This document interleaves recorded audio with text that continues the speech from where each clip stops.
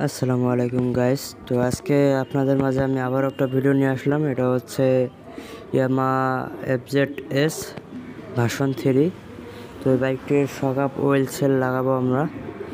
তো অনেক ভাই কমেন্ট করছেন যে ভাই শকআপের সিল লাগানোর পরে শকআপ হার্ড হয়ে যায় বা শকআপ আগের মতো খেলে না। তো এ নিয়ে কি করা যায়, তো এই বিষয়টা নিয়ে আজকে একটা ভিডিও বানালাম। তো আপনারা ধৈর্য সহকারে মনোযোগ দিয়ে ভিডিওটি অবশ্যই দেখবেন, অবশ্যই আপনাদের কাজে লাগবে। তো কী কাজ করলে আপনাদের শকআপ আবার আগের মতো ফ্রি হয়ে যাবে এবং শকআপ ভালোভাবে খেলবে, তো এই বিষয়টা আজকে আপনাদের মাঝে দেখাবো। তো সেই বিষয়টা আমি পরে বলবো, যে লাস্টে বলে দেব কী কাজ করলে শকআপ আপনাদের আগের মতো আবার খেলবে, ঠিক আছে? তো এখন আমরা এই যে নাটটা দেখতে পাচ্ছেন, এই নাটটা এখন লাগিয়ে নেব এভাবে লিঙ্গে দিয়ে।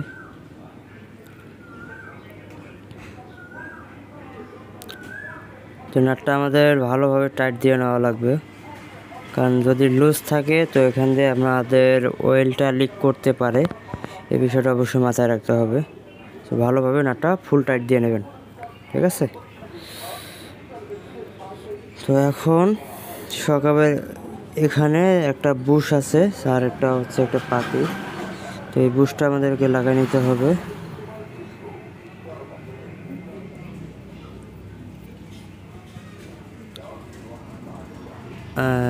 এটা হচ্ছে সেই বুশটা অবশ্যই দিতে হবে, নাহলে আপনাদের শকআপ ভালোভাবে খেলবে না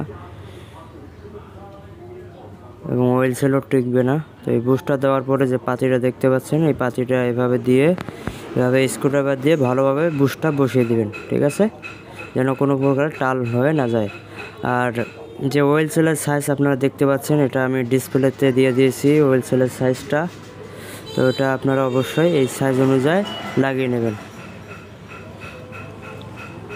এর চেয়ে কম বেশি হলে আপনাদের শকআপ হবে না, বা লুজ হয়ে যাবে অথবা টাইট হয়ে যাবে।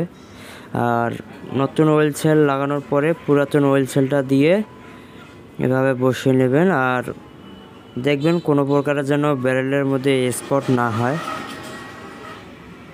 সেটা অবশ্যই মাথায় রাখতে হবে।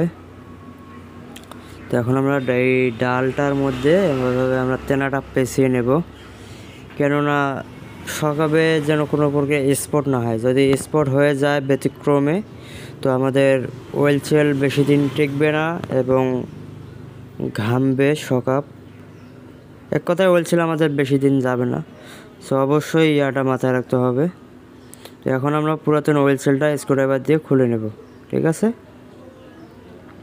এখন উপরে যে কাভারটা থাকে, লাস্ট কাভার, তো এই লাস্টের কাভারটা আমরা এখন লাগিয়ে নিলাম, ঠিক আছে? তো এখন আমাদের রাবার লাগানো শেষ।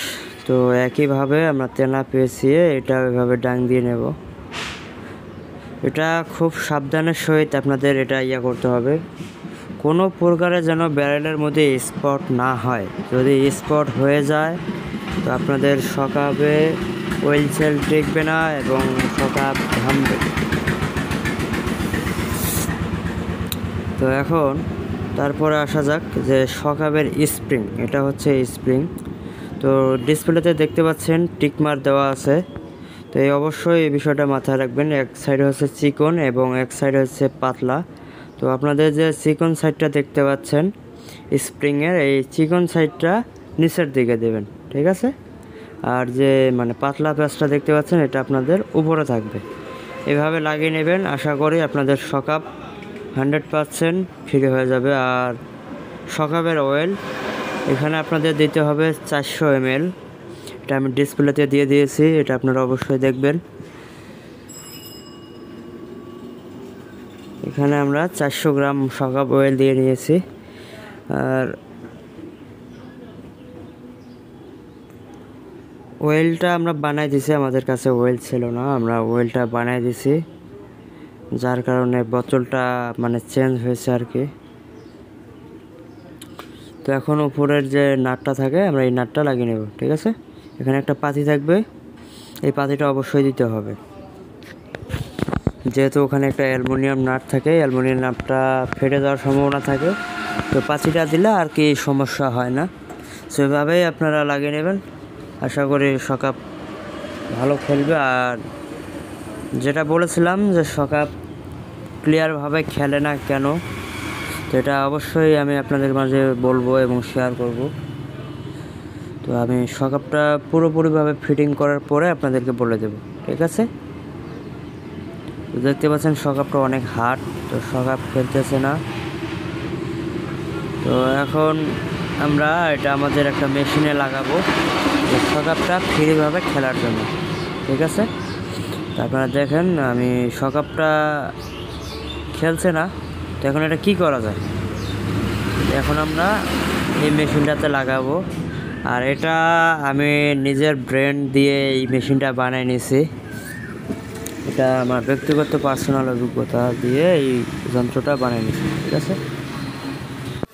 তো এখানে আপনাদেরকে যেটা বলবো এখন, যে সকাপ আগের মতো খেলে না কেন, তো এখানে যে মেন সমস্যাটা হয় সেটা হচ্ছে আপনাদের সকাপের ভিতরে হাওয়া হয়, তো এই হাওয়াটাই আপনাদের সকাপ খেলতে বাধা দেয়, ঠিক আছে?